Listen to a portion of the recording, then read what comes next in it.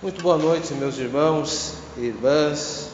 Hoje, graças a Deus, estamos aqui mais uma vez, na presença de Deus, pela sua misericórdia, para mais um dia de estudo.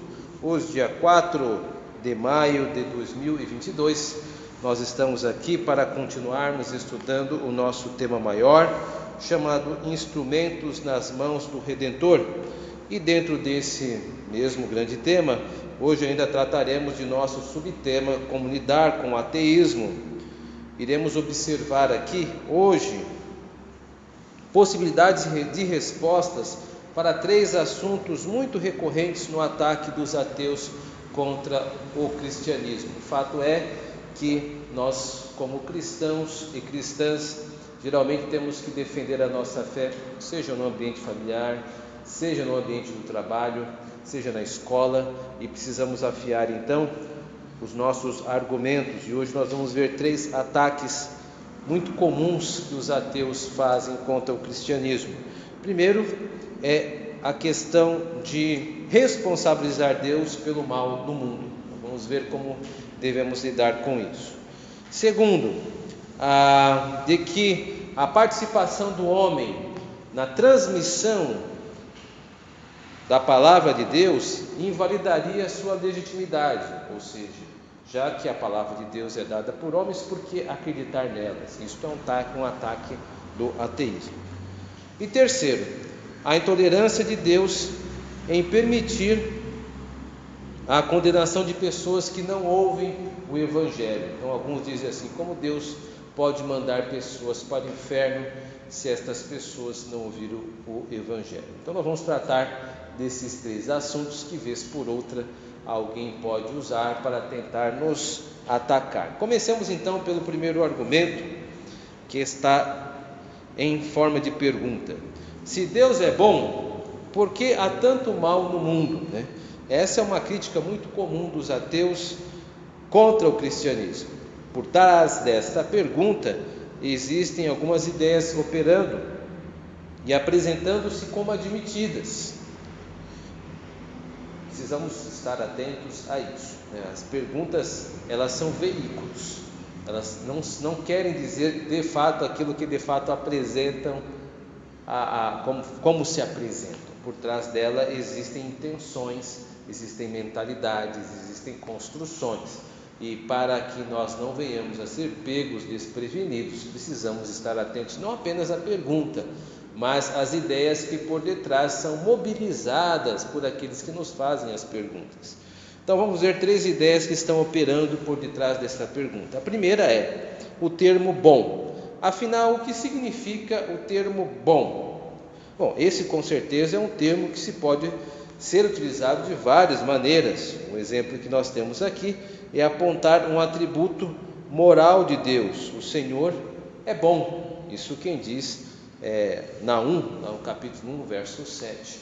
Agora, o termo bom está sendo utilizado no seu valor absoluto. Deus, ele é bom, absolutamente bom.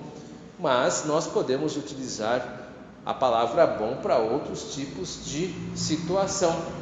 Por exemplo, se você é um pedreiro e precisa assentar um tijolo com argamassa, você vai olhar para a sua colher de pedreiro e vai dizer: esta colher de pedreiro, ela é muito boa para assentar tijolo. Você não cometeu nenhum tipo de problema com a palavra boa. Ela é boa para a utilidade, para aquilo que ela se propôs a fazer. Então, bom nem sempre é usado para algo moral, para definir uma pessoa. Bom pode ser usado para outros tipos de emprego, como por exemplo este que eu acabei de dar o exemplo da argamassa. No caso aqui de Deus, Deus é bom, então isso está chamando a atenção para o emprego do uso absoluto moral. Deus é sumamente bom. Agora, o fato de Deus ser bom não significa que ele será sempre favorável a todas as pessoas.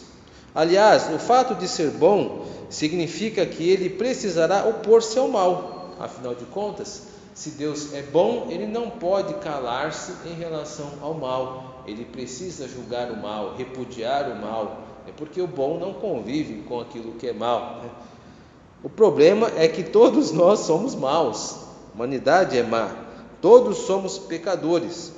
Não há quem entenda, não há quem busque a Deus, todos se extraviaram, diz lá Romanos no capítulo 3, verso 2. O que está em jogo aqui é o seguinte: Deus, ele é bom. E às vezes algumas pessoas, usando desse tipo de definição, pensam que pelo fato de Deus ser bom, ele precisa ser favorável a todos nós a todo tempo. Isso não é verdade. Por quê? Porque nós somos maus. E alguns empreendimentos nossos são maus. E às vezes a gente nem notou que estamos sendo maus, porque nós somos naturalmente maus. E nisso Deus não vai cooperar com o mal, com as nossas más intenções. Por exemplo, a guisa de exemplo aqui, você fica com algum tipo de animosidade contra alguém do trabalho ou de algum círculo de convívio, e naturalmente você fica mal disposto com aquela pessoa. Na sua cabeça você está certo, mas quem está julgando isso? E se você estiver errado? E se Deus trouxer o juízo sobre você e não sobre o outro? Isso pode acontecer. Nem sempre estamos certos nos nossos desafetos. Nós podemos ter desafeto por alguém e estarmos errados. Quantas pessoas nutrem desafeto por outras por coisas mínimas? Ou porque alguém tomou a sua vaga no estacionamento, por exemplo. Eu já vi brigas por causa de uma situação como essa. Às vezes a pessoa pegou até sem querer. E mesmo se supomos o mal, a pessoa pegou por querer, será que vale a pena sair estapeando alguém porque você perdeu uma vaga no estacionamento? Não é desproporcional ao ato que a pessoa fez? O que eu quero dizer com esse exemplo tirado do nosso dia a dia é que por vezes podemos estar errados e nem sempre Deus é obrigado a ser favorável às nossas situações. As pessoas, e eu entendo por pessoas, a pessoa comum, às vezes, o cristão ela pensa que por Deus ser bom, ele precisa compulsoriamente, obrigatoriamente, ser favorável a todos os seus empreendimentos. Deus não se ocupa disso. Outro termo que também está por detrás dessa pergunta, se Deus é bom porque há tanto mal no mundo, é o termo mal. O conceito mal também é problemático na formulação dessa pergunta, porque ele é muito genérico, é muito aberto, O que se entende por mal no mundo? Podemos fazer algumas inferências. Por exemplo, violência física uns contra os outros. Se for esse o caso, Deus não pode ser responsabilizado pela agência má dos homens e das mulheres, pecando uns com os outros. Como foi dito, o homem caiu em pecado, e isso indispôs para com o seu próximo. O homem é um agente moral responsável por suas ações. Não se pode culpar Deus pela violência das pessoas uma contra as outras. Por exemplo, está escrito lá em Tiago, no seu capítulo 1, verso 13: Deus não pode ser tentado pelo mal, e Ele mesmo a ninguém tenta. Uma segunda inferência, uma dedução possível do que pode ser entendido por mal no mundo, são catástrofes naturais, enchentes, terremotos, tsunamis. Deus também não pode ser imputado por isso. A Bíblia diz que o pecado atingiu também a criação e que ela reage ao pecado do homem. Veja que isso ocorre desde a queda. Deus dizendo ao homem: em fadigas obterás dela, da terra, o sustento durante os dias da tua vida. Ela produzirá também cardos e abrolhos, e tu comerás a erva do campo. Isso está em Gênesis, no capítulo 3, versos 17 e 18. O que significa isso? Significa que a terra a qual habitamos não nos será favorável sempre, 100%. Ou seja, nós vamos plantar, nós teremos a bênção de colher, mas mesmo esta bênção de colher nós vamos tomá-la com fadiga. A terra nos resistirá em dar as suas benéfices. E por terra nós devemos entender o mundo a qual habitamos e também, por analogia, por comparação, as tarefas que empregamos no dia a dia. Ou seja, o nosso trabalho, no nosso fazer, nós não teremos 100% de êxito. Mesmo a nossa vida aqui nesta terra, ela se mostrará difícil e não necessariamente cooperativa conosco em todas as situações. É raro, diante desse texto, seria raro nós termos um retorno 100% de um trabalho feito, no melhor dos seus dias, no melhor das suas lutas, dos seus esforços. Geralmente nós não vamos conseguir 100% nessa terra de retorno, uma vez que o nosso fazer, o nosso lidar com o mundo não será recompensado de maneira sem resistência. Também não podemos esquecer que a terra aguarda a redenção dos filhos e filhas de Deus, ou seja, a terra ela geme por causa do pecado. O que eu quero dizer aqui, meus irmãos e irmãs, nesta argumentação, é que a terra também foi afetada pelo pecado. Essas mudanças climáticas, essas questões de enchente, estas questões são questões da própria terra, elas mesmas se voltando contra o homem. Perceba que quando Deus puniu a Israel aos 70 anos de exílio babilônico, disse que o estava fazendo para que a terra encontrasse descanso, porque Israel negligenciou os sábados da terra, e por causa de ter negligenciado os sábados da terra, ficaria 70 anos fora da terra. A terra mesmo cobrou da nação de Israel uma dívida que o povo tinha com ela própria. Interessante esse tipo de pensamento. A própria terra se levantou contra a nação de Deus para exigir a paga pelo seu descanso que Israel não havia dado. De maneira semelhante, a terra que nós habitamos, ela também cobrará de nós a preço pelos nossos pecados. E é claro que nós lamentamos a morte de pessoas devido aos grandes desastres, mas nós devemos entender que até mesmo estes desastres estão sob o governo e juízo de Deus, que faz segundo o seu querer e ceifa as nossas vidas. Ele é o juiz de toda a terra. Outra ideia também que está sendo mobilizada nessa pergunta, se Deus é bom porque há tanto mal no mundo, é a palavra mundo. A forma como a pergunta é formulada descreve o mundo como uma total vítima do mal. Nesta pergunta, o mundo parece simplesmente descrito como uma vítima. Se Deus é bom, por que há tanto mal no mundo? Coitado do mundo, o mundo não tem culpa. Claro que não. Biblicamente falando, nós entendemos que o mundo é responsável também pelo pecado. Lembremos o mundo aí, e eu estou entendendo por mundo a totalidade da humanidade, ainda mais a humanidade, referindo-me agora mais à humanidade caída, porque diz lá na primeira epístola de João, no capítulo 5, verso 19, que o mundo jaz no maligno. Ou seja, o fato do mundo ser mau ou possuir maldades apenas aponta para a maldade que também possui o gênero humano, a espécie humana, e para a sua necessidade de redenção. O mal do mundo é uma demonstração da necessidade do mundo ser redimido. A pergunta que muitos têm nos lábios, onde está Deus? Quando alguma coisa acontece, implica ser feita por um ímpio. Uma vez que uma pessoa cristã conhece que o seu Deus sabe e tudo governa, logo a pergunta feita por um ímpio, onde está Deus, não possui legitimidade de origem. O ímpio não tem o direito de perguntar onde está Deus. As pessoas enchem a boca para dizer isso. Olha, veja onde está Deus. Aí você pergunta, você que faz essa pergunta, quantas vezes você foi para a igreja? Você tem dedicado a vida a esse Deus que você está acusando? Não? Que direito tem então de exigir de Deus, do Criador, um tipo de procedimento? Deus não pode ser colocado no banco dos réus e ser julgado por nós. Nós não temos esse tipo de autoridade. A questão aqui, meus irmãos e irmãs, é que o mundo, ele é mau. E o mundo, eu estou dizendo, empregando a palavra mundo, como pessoas caídas, pessoas não redimidas.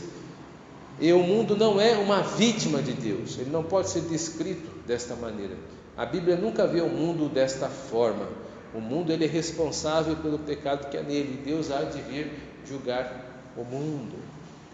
Então essa pergunta é uma pergunta que tem vários problemas. Nós apontamos 3, se Deus é bom, porque há tanto mal no mundo, mas existem outras maneiras que você pode tocar nesse assunto biblicamente. Eu acredito que essa forma nos ajuda mais, mas não é a única forma de responder biblicamente essa pergunta. Fica aí também a ideia de que você possa pensar biblicamente nela e como poderá responder aí aos nossos inquiridores. Vamos para o segundo assunto, que é acerca da legitimidade da Bíblia por ter sido escrita por pessoas, por homens. A pergunta que alguns fazem é: a Bíblia foi escrita por homens, por que então devo segui-la? Afinal de contas, se a Bíblia foi escrita por homens, o que a torna diferente de um jornal, de uma revista, de um livro? Bom, aqui nessa pergunta nós estamos vendo que é atacada a origem da Bíblia, a sua autoridade, e projetada a assunção do controle sobre a maneira que dispõe da revelação. Então temos um assunto por vez aqui. O que eu quero dizer aqui é que quem faz esta pergunta está querendo dizer que tem o direito de ser favorável ou não à Bíblia por causa da sua procedência. Ora, eu só aceito a Deus se Ele descer aqui e falar comigo agora.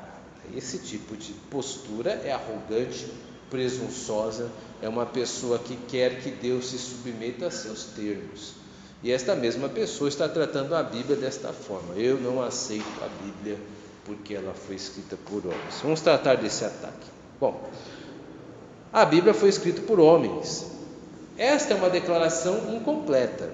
A melhor versão seria: Deus decidiu revelar sua vontade escrita por meio de homens inspirados por Ele.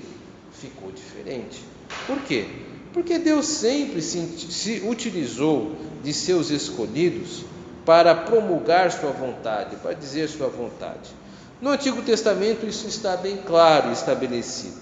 Vejamos um texto lá em Jeremias, no seu capítulo 30, verso 2, que diz assim: assim fala o Senhor Deus de Israel, escreve num livro todas as palavras que eu disse. O Novo Testamento informa que todos os profetas e apóstolos escreveram por meio do Espírito Santo, porque nunca, jamais qualquer profecia foi dada por vontade humana. Entretanto, homens santos falaram da parte de Deus, movidos pelo Espírito Santo. Isso está escrito na segunda epístola de Pedro, capítulo 1, verso 21. Logo, Deus decidiu revelar sua vontade de maneira escrita, e segundo o relato da Bíblia, até o próprio Senhor escreveu parte dela, porque está escrito em Deuteronômio no capítulo 10, verso 4. Então escreveu o Senhor nas tábuas, segundo a primeira escritura, os 10 mandamentos que Ele vos falara no dia da congregação, no monte, no meio do fogo. Ou seja, Deus Ele também participou da escrita da Bíblia. Então a Bíblia foi escrita por Deus, por meio de pessoas que Ele quis que escrevessem a sua vontade. A ideia, ou a premissa, a hipótese, o princípio, de que haveria algum agravo em Deus utilizar-se de pessoas, e que isso de maneira tornaria ilegítima a mensagem, não deve ser levado em consideração. Acontece que não há nenhum demérito na revelação de Deus ser apresentada à humanidade por meio da própria humanidade. Esse aparente protesto ou desconforto, em verdade, demonstra ser, como eu disse inicialmente, presunçoso. Uma analogia nos ajuda a sermos claros nisso. Por exemplo, exigir que Deus se revelasse à nossa maneira é como alguém que está se afogando recusar segurar a corda que lançam a ele, porque não é de sua cor preferida. A Bíblia não vê a salvação como um artigo que necessite ser apreciado ou sancionado pela humanidade, ou aprovado pela humanidade. Não, a salvação por meio da revelação é concedida pela misericórdia de Deus, que possui o direito de escolher os meios pelos quais quer apresentar a sua mensagem. O que é importante que nós saibamos aqui é que Deus escolheu falar por meio de homens, e o que nós temos a ver com isso? Porque a Bíblia declara que todos nós iríamos para o inferno, justamente, mas que Deus, por intermédio da sua santa vontade e misericórdia, proveu-nos para nós o Messias. E este Messias está declarado nas várias profecias, tanto do Antigo quanto do Novo Testamento. Foi um método que Deus escolheu. Ora, a salvação, ela pertence ao Senhor. Isso está em Jonas, no capítulo 2, verso 9. Se a salvação pertence ao Senhor, Ele dá-la como Ele bem entender. Supomos que você tenha um objeto em tua casa e você queira dar a alguém, qualquer que seja. Supomos que seja um bem, um carro, e você chega e quer dar esse carro para uma pessoa, simplesmente deseja dar. Quem é essa pessoa para dizer assim: não, eu não quero esse carro, porque eu prefiro que esse carro venha embrulhado em papel presente luminoso? Então você está dando. A pessoa que está recebendo, não é de praxe exigir a maneira que vai receber o presente. Então é incoerente a pergunta ou esta afirmação: a Bíblia foi escrita por homens, então não devo segui-la. Ora, Deus decidiu, por meio da sua soberana vontade, escolher os meios com os quais a revelação chegaria a nós. Nós devemos agradecer. Este é o espírito que nós estamos imbuídos aqui, sermos gratos pela palavra de Deus. Um outro assunto, de forma de pergunta também: como um Deus bom pode mandar para o inferno pessoas inocentes que nunca ouviram falar dele? Esta é uma crítica comum também dos ateus, né? Afinal de contas, que direito tem Deus de mandar para o inferno pessoas que nunca ouviram falar? Mais uma vez é necessário olhar por detrás das palavras para entendermos os conceitos que estão presentes em meio à formulação dessa pergunta. Então vamos a eles. Primeiro, não existe para Deus pessoas inocentes. Fato é que Deus criou o homem bom. Está lá em Gênesis, no capítulo 1, verso 31.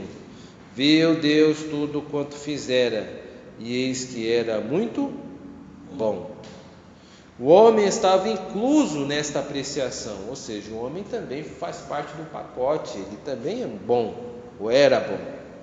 Mas caiu todo o gênero humano em pecado por meio do seu legítimo representante, Adão. Isso também está escrito em Romanos, em seu capítulo 5, verso 10. Portanto, assim como por um só homem entrou o pecado no mundo, e pelo pecado a morte, assim também a morte passou a todos os homens, porque todos pecaram. Primeiro nós precisamos saber disso, não há pessoas inocentes. Então, no inferno, ninguém irá para lá com atestado de inocência, porque todo o gênero humano é pecador. Então não existe esta ideia de que as pessoas vão para o inferno injustamente. Todas as pessoas vão para o inferno justamente por serem pecadores e pecadoras. Agora vamos para um outro estágio. Também não é verdade que as pessoas do mundo não ouviram falar do seu Criador. A Bíblia diz que toda a humanidade tem conhecimento de Deus por meio da revelação. Diz lá, Salmo 19, verso 1: os céus proclamam a glória de Deus, e o firmamento anuncia as obras de suas mãos.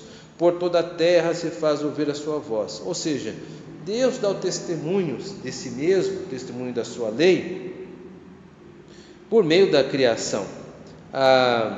Abrindo um parênteses aqui, alguns dizem que a natureza é a primeira missionária de Deus. Quando nós olhamos a natureza, fica expresso que existe um Deus. Mas como se não bastasse, há também um testemunho interno da lei de Deus nos corações. Diz lá em Romanos 2, verso 15: estes mostram a norma da lei gravada no seu coração, testemunhando-lhes também a consciência e os seus pensamentos. Bom, de posse desses conhecimentos, o apóstolo Paulo é taxativo e promulga então a sentença, porque os atributos invisíveis de Deus, assim seu eterno poder, como também a sua própria divindade, claramente se reconhecem desde o princípio do mundo, sendo percebidos por meio das coisas que foram criadas. Tais homens são por isso indesculpáveis. O que isso significa? Não há desculpa. A presença da criação é um lembrete de que existe um Criador. Ninguém vai para o inferno sem o testemunho da criação. Assim como também, se não bastasse o testemunho da criação, há um testemunho interno da lei de Deus no seu coração, que diz o que é certo e o que é errado. Em várias culturas do mundo, por exemplo, tirar a vida de alguém de forma banal é errado, é contra a lei. Não é só no Brasil, em muitas outras civilizações, em muitas outras civilizações, inclusive, que não chegaram a desenvolver tantos bens culturais como letramento. Eu estou me referindo, por exemplo, a tribos, ou mesmo no Brasil, que se autogerenciam. Elas não veem necessariamente a morte como algo gratuito, né? A ideia é sempre preservar a pessoa. Isto vem de onde? Vem de Deus. Deus colocou nos nossos corações esta lei moral. Ou seja, por causa dessas duas questões, desses dois elementos, a natureza e o testemunho interno de Deus, o homem ele é indesculpável. Segundo, o homem também é pecador, como nós vimos na verdade de maneira primeira, né? O homem é pecador, então ele não pode ir para o inferno sem culpa. Todo homem que vai para o inferno, ele está indo lá merecidamente. Então, precisamos entender que tem Deus a prerrogativa da salvação. Existem pessoas que o Senhor, pela sua bendita providência, decidiu chamar por meio do Evangelho e pela vocação eficaz. É nisso que a Igreja Presbiteriana acredita. Algumas pessoas ouvem o Evangelho e não acreditam neste Evangelho, porque há uma sentença sobre as suas cabeças de incredulidade, oriundas do próprio Deus, que pelo seu julgamento, embora esteja chamando a humanidade, estes o Senhor não escolheu para si, e devido ao seu próprio agenciamento mau, estes que rejeitam o Salvador se irão para o inferno. Estas são as economias de Deus. Nós, pertencendo à sua igreja, não nos cabe fazer juízo sobre os meios de Deus e como Ele os utiliza, mas somos gratos por termos sido objetos deste meio e oramos para que aqueles que não foram alcançados possam sê-lo pelo Senhor. A igreja é dada a ordem de pregar o Evangelho a fim de que mais pessoas possam ser salvas. Algumas considerações. As 3 perguntas que foram feitas são elas: primeira, se Deus é bom, porque há tanto mal no mundo? Segunda, a Bíblia foi escrita por homens, por que então devo segui-la? Terceira, como um Deus bom pode mandar para o inferno pessoas inocentes que nunca ouviram falar dele? Bom, essas 3 perguntas são geralmente os que os oponentes da fé cristã formulam para nos atacar, são banhadas por pensamentos e preconceitos, por pensamentos preconceituosos, melhor dizendo. Para respondê-los com efetividade, não basta apenas concentrar-se nas perguntas, mas observar as mentalidades que governam esses conceitos que formulam. É um desafio. Com o tempo e preparo, Deus com certeza nos afiará para esses enfrentamentos que são inevitáveis. Que Deus nos ajude e que possamos continuar aprendendo mais por meio da palavra do Senhor nosso Deus. Amém.